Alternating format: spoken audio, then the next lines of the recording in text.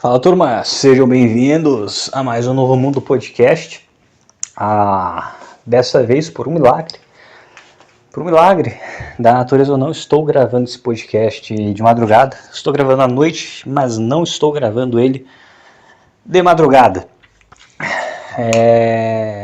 E isso é bom você fazer as coisas sem ser de madrugada. E como consegui isso? Na base do Rivotril. Eu tinha acordado às 6 horas da tarde e eu pensei, não, 2 da tarde é chato, mas a gente tolera. 4 horas é meio estranho, mas a gente ignora. 6 horas não dá, porque daí, se você acorda às 6 da tarde, você só vai sentir sono lá pelas 11 horas da manhã. Ou seja, você vai dormir à tarde, e uma coisa é se tirar um cochilo à tarde, uma coisa é você, sei lá, você acordou 5 da manhã, e daí você tira um cochilo à tarde, dorme da 1 às 3, ou dorme meia hora, ou dorme 1 hora. Às vezes acontece de você dormir um monte, mas ainda é um cochilo. Outra coisa é o teu sono principal ser à tarde. Aí é muito ruim. Porque o sono da tarde é aquele sono que você só dorme à tarde se você capotar, porque tem barulho de construção, tem barulho de cachorro latindo, tem barulho de carro. E não é legal dormir à tarde. Só que quando é uma soneca, foda-se se não é um sono de qualidade, que o sono de qualidade você vai dormir à noite. Agora, quando você está realmente dormindo, à tarde é o teu sono principal, o teu único sono está sendo à tarde, aí não dá. Aí é demais. Eu falei assim, não, chega. Se for para não ser saudável, eu vou não ser saudável dormindo à noite, pelo menos. E daí eu tomei um pouquinho de Rivotril, umas 20 gotinhas, dormi e acordei e regulei o sono. Sabe, foi o tempo que eu era mais jovem e eu falava, eu não falava, mas eu pensava, não, eu vou regular o sono na raça, entendeu? Hoje eu vou ficar virado. Hoje eu acordei, se hoje eu acordei 4 da tarde, eu vou ficar virado, e aí amanhã eu vou dormir cedo. Hoje não, cara, hoje desisti, entendeu? Eu falei, não, esse negócio de virar, aí você vira, o que acontece? Você acordou 3 horas da tarde, aí você fala, não, hoje eu vou virar o dia, e daí o que acontece? Beleza, você vira, você tá com a ideia de virar, né? Você acorda às 3 da tarde, às 3 da manhã você ainda tá, não, nem tô com sono, porque eu acordei tarde. Aí começa às 6 horas da manhã, aí começa a bater um sono. Daí você pensa, não, eu sou forte, eu vou tomar um café, porque eu vou virar. Aí você toma um café, você até ganha um gás, até umas 8, 9 da manhã. Só que o que acontece? Você começa a ficar com sono porque você não sai de casa. Porque quando você já está muito tempo acordado, você não quer mais ver gente, você não quer interagir com as pessoas, você quer ficar na sua, sabe? E aí você não sai de casa e o sono começa a bater. E aí, cara, é 1 da tarde, tipo, você acordou às 3 horas da tarde do dia anterior, agora é 1 da tarde, você tá há 20 horas acordado. Só que você já não tá mais, já nada mais dá prazer, comer já tá um saco, beber café, mesmo bebendo café dá um efeito, mas não é a mesma coisa. Enfim, é um saco. Eu cansei de virar. E outra, você vira, quase sempre é o seguinte, você consegue ficar. Você vira, você acordou 4 horas da tarde, virou, passou o dia inteiro seguinte acordado para dormir só à noite. Muitas vezes você vai dormir, sei lá, 8 da noite, acorda 1h30 da manhã e não consegue mais dormir, e foda-se, você ficou 24 horas acordado para dormir 5 horas. E várias vezes isso já aconteceu comigo, eu pensei, quer saber, eu quero que se foda. Se o meu corpo não me ama, não sou eu que vou amar meu corpo, foda-se, entendeu? Taquei um Rivotril, dormi lá pelas 2 da manhã, acordei às 9 da manhã e pronto. Eu não tô 100% porque demora pro Rivotril sair do corpo, mas eu tô bem, entendeu? Eu dormi mal, porque eu tinha dormido do meio-dia até as 6 da tarde. Eu pensei, não, isso daqui tá demais. Aí eu usei um Rivotril e regulei o sono. Pronto. É tipo um botão de regular um sono. Óbvio que se você começar a tomar sempre, vai ficar um negócio meio crônico, vai ficar um negócio meio ruim. Mas uma vez ou outra, o remédio existe, ele tá aí, por que não? Né? Afinal de contas, aliás, será que eu tô com medo agora do YouTube dizer que eu tô fazendo apologia a remédio, né? Eu tô falando, o Rivotril é o nome de um pirulito, entendeu? Eu sei que tem outro Rivotril, mas o Rivotril que eu tô falando é o nome de um pirulito regional aqui de onde eu moro. Daí você toma esse Rivotril e é como se fosse um botãozinho de resolver o problema, sabe? Você não tá conseguindo dormir à noite, você clica naquele botão, você dorme e foda-se, entendeu? E daí o resto, depois que você regula, fica mais fácil. Se você acordou às 8 horas da manhã, fica mais fácil. Lá pela 1, 2 horas da manhã, você vai ficar com sono e dormir. O problema é tentar ir dormir cedo, de cedo entre aspas, sei lá, 1, 2 da manhã, acordando às 4 da tarde. Então você fica meio preso, sabe? Que às vezes acontece isso. Você está acordando todo dia às 2 da tarde, você não consegue sair daquela porra de horário porque você ou você vira, ou você tenta ir acordando mais cedo aos poucos, o que geralmente não funciona, ou você tenta ir dormir mais cedo, só que sem remédio geralmente não funciona também, ou você aperta esse botão mágico e resolve o problema em um dia, entendeu? Porque eu lembro que às vezes eu ficava uns 4 dias tentando regular meu sono, e como é que eu fazia isso? Eu ficava, sei lá, segunda-feira eu ia dormir às 7 da manhã, acordava às 3 da tarde. Terça-feira eu ia dormir às 4, sei lá, às 10 da manhã e acordava às 6 horas da tarde. Aí quinta eu ia dormir meio-dia, acordava às 7 da noite. Cara, sabe, não, entendeu? Não, chega, eu já fiz disso. Aí você se pergunta, por que você podia se dar esse luxo de ficar dormindo nesses horários malucos? Você é vagabundo por acaso? E a resposta é também, mas não só isso. Eu já fiz isso porque pelas minhas fases vagabundas na minha vida, onde eu não tinha nada para fazer, não precisava sair de casa, que nem agora, que eu estou numa dessas fases, mas teve uma época que eu também trabalhava em um emprego que era de turno, então eu tinha que trabalhar um dia de manhã, daí o dia tinha que ser de madrugada, então meio que antes de eu achar esse emprego, meu sono já era um negócio meio maluco. E depois que eu achei esse emprego, ficou mais maluco ainda. Mas o meu sono sempre foi uma máquina de lavar roupa. Sabe aquelas máquinas de lavar que ela fica nhé, nhé, nhé, nhé, nhé? Você fica vendo aquele negócio indo e voltando, indo e voltando. Não é quando ela está centrifugando, é quando ela está batendo a roupa mesmo, lavando a roupa. E o que ela faz? Ela fica girando, só que ela sempre está girando para a direita, só que ela vai e volta, e vai e volta.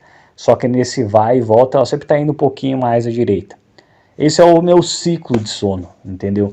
Ele sempre está avançando. Então, quando eu chego no horário certo, que eu consigo regular o sono, tipo, estou sentindo sono 11h30 da noite e estou acordando 7 horas da manhã sem despertador.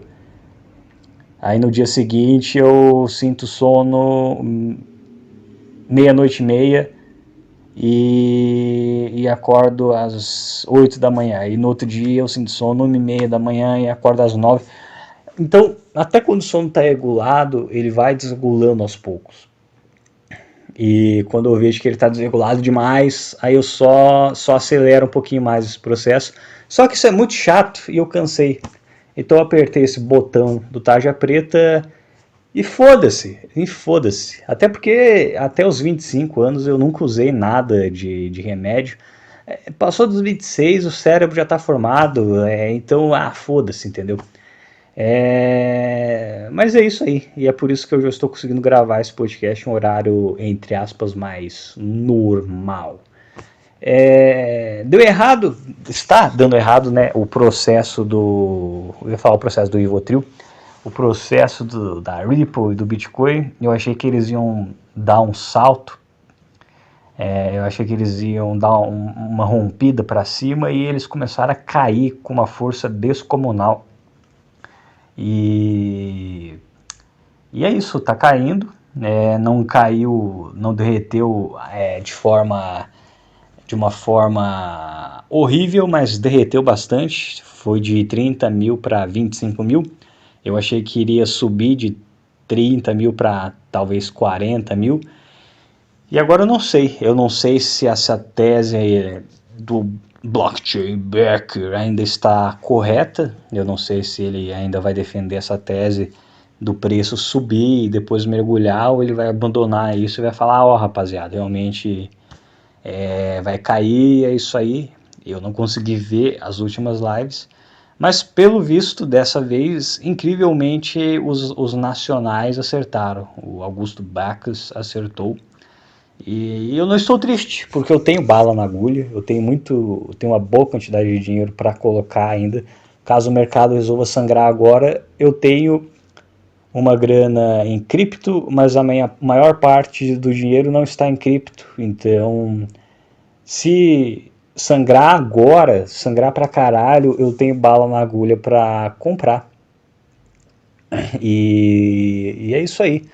Mas eu ainda não sei se vai ser agora que vai ter o sangramento, eu não sei se vai voltar a subir e depois vai cair mais, eu não sei se simplesmente vai realmente cair tudo agora e ir para 15 mil, 12 mil e depois isso vai subir para nunca mais voltar, eu não sei. Eu estava esperançoso que fosse dar uma grande subida e depois que havia uma grande queda, mas pelo visto não, pelo visto o mercado tradicional ele começou a cair e o mercado cripto começou a acompanhar.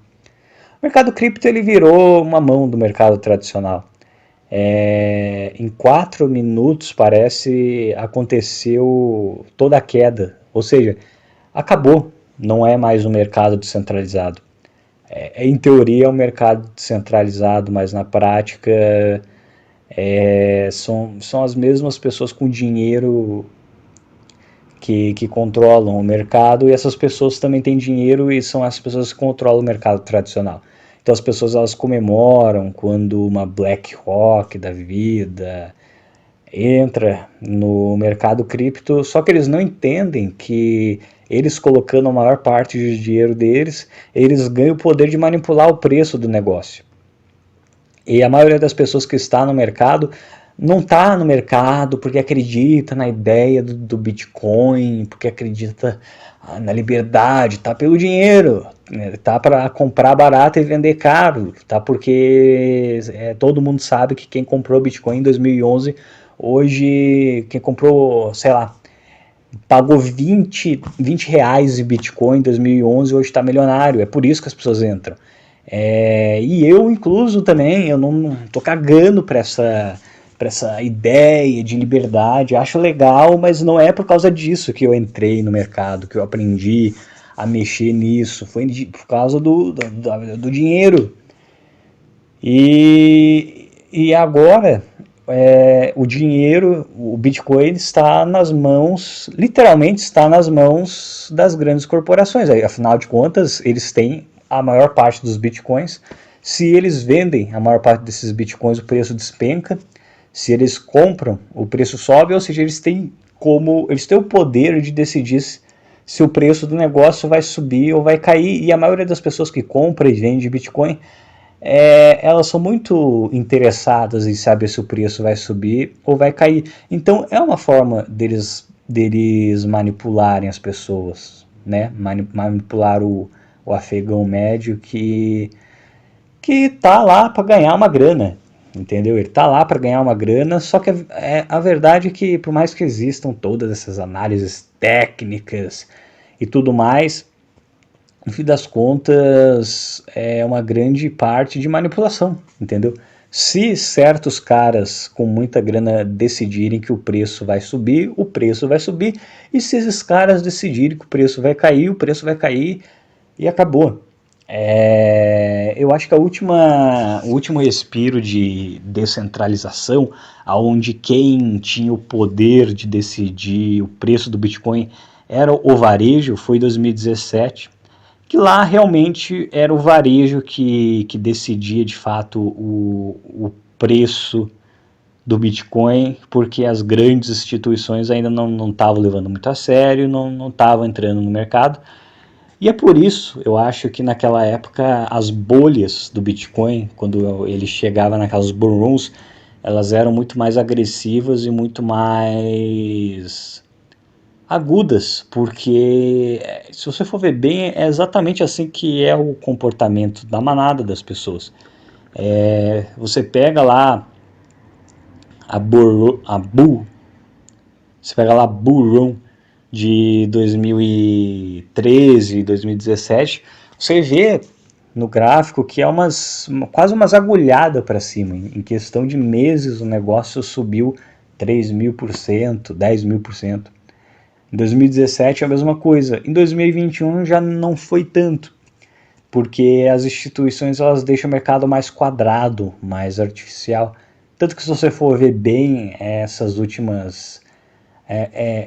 como o preço tem se comportado agora, ultimamente, você vê que é um negócio mais quadrado, mais sem sal, mais sem graça, o preço fica andando de lado, depois ele dá uma queda, e um único dia ele dá uma queda gigante, e depois continua andando de lado, e depois ele dá uma subida, e anda de lado, e cai.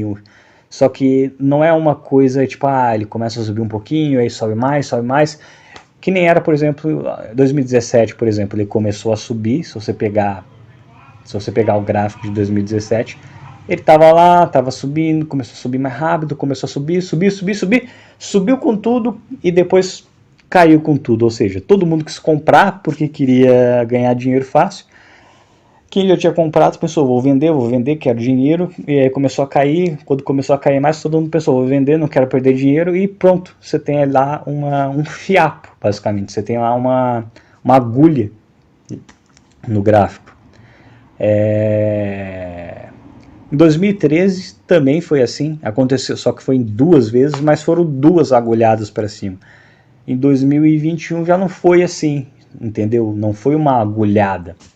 Foi meio que um topo redondo, assim, sabe? Foi um negócio que ele chegou no topo, e aí ele ficou um tempo lá, e ele foi caindo, e depois ele caiu um pouco e ele voltou, sabe? Ainda teve uma euforia, mas foi muito mais contida, porque eu acho que ele já tinha mãozinha institucional, e os caras não são afobados que nem o varejo. Então, o meu palpite é que, como os caras não são tão afobados que nem o varejo, eles fizeram a coisa de uma forma mais lenta, mais tranquila, não tem necessidade de toda essa euforia, porque eles sempre vencem no fim das contas. Agora, se você pegar as altcoins, mesmo em 2021, você vai ver que elas ainda têm aquelas agulhadas para cima do nada, porque as altcoins elas não têm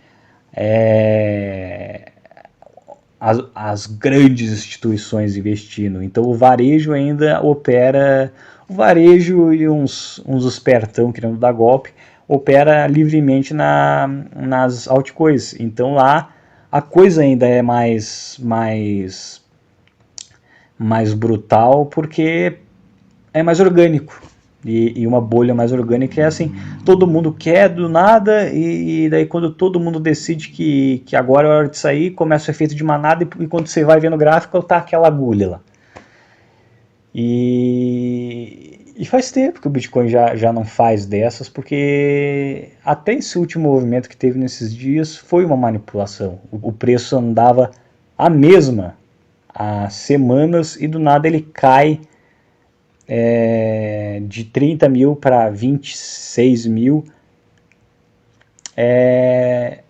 em 4 minutos. Aquilo não foi movimento varejista, aquilo lá foram alguns caras com muito dinheiro que resolveram vender, porque não sei, mas resolveram vender e caiu o preço. E daí o que acontece? Os caras vendem tudo de uma vez, cai às vezes para 27, 26 mil, e aí entra o varejo que vê aquele preço caindo e pensa, nossa, está caindo, então eu vou vender porque senão vai cair mais.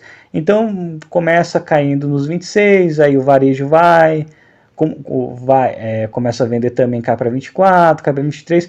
Então o varejo segue esse movimento, mas eles já não começam mais esse movimento. Os cabeça grande começam o movimento, e em 4 minutos o preço cai 4 mil dólares, e o varejo só segue, só vai seguindo o caminho. Aí até quando que o varejo vai vender, eu não sei. Mas quem começou o movimento não foi o varejo, como era em 2000 como era antes. Tanto que o começo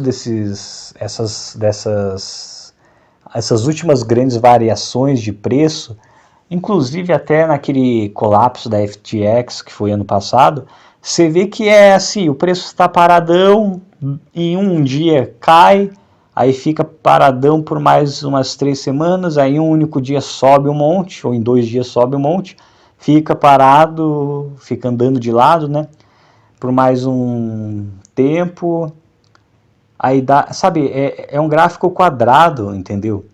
Sendo que antes não era assim, era um gráfico mais orgânico, com mais curvas, vamos dizer assim, porque o que acontece? O preço ele está meio estável, ele começa a subir um pouquinho, aí o pessoal vai se empolgando, ele sobe mais, aí se empolga, sobe mais, mas às vezes sai uma notícia ruim, aí um pessoal vende, mas mesmo nessa notícia ruim é uma curva que vai fazendo e começa a descer, e agora não, uns blocos quadrados de mudança de preço, entendeu? E eu não sei, mas que deu uma mudada, deu, e agora basicamente já não é um mercado mais orgânico. Talvez para uso pessoal seja ainda livre, é livre ainda, é algo criptografado, então você pode, sei lá, você pode fugir, você pode se livrar de um monte de problema, por exemplo, a sua moeda está desvalorizando, o Bitcoin ele resolve isso. Agora, como mercado, entendeu? Antes ele era algo que fugia, por exemplo, do mercado de ações, porque ele não tinha tanta manipulação quanto o mercado de ações, ele era um mercado mais orgânico, e por isso ele dava mais ganhos, e era mais divertido, mais livre. Isso eu acredito que ele já perdeu, e ele perdeu isso, eu acredito que em 2019 foi quando começou a ficar bem claro que o Bitcoin ele já não era mais um mercado tão orgânico assim, porque quando tudo caiu, por exemplo, quando todas as ações caíram quando explodiu o Covid, em teoria, se fosse um mercado mais orgânico, todo mundo deveria pensar, vou colocar em Bitcoin porque eu não estou confiando nos governos, não sei o que. E não aconteceu isso, ele caiu exatamente como todo governo tradicional caiu. Porque quem investe no governo tradicional já estava investindo em Bitcoin. E ali foi a prova que ele foi engolido pelo mercado tradicional. E tá aí a prova de novo. Em um dia, os caras derramaram na cabeça de todo mundo. Em 4 minutos, caiu 4 mil dólares. Isso não foi um movimento orgânico do varejo. Foram alguns poucos caras com muito dinheiro que controlam o mercado, entendeu? Então, sei lá, eu não vejo muito sentido em comemorar quando grandes instituições entram, porque daí o preço vai subir, não sei o quê. Porque sim, elas podem fazer o preço subir, talvez para 100 mil, 200 mil dólares por Bitcoin, como eles podem, sei lá, fazer o preço cair 60% em um dia se for do interesse deles. Mas é basicamente isso, eu não vou falar muito mais sobre o mercado cripto, porque eu ainda tenho que me atualizar aqui. E é isso aí, fica aí a reflexão.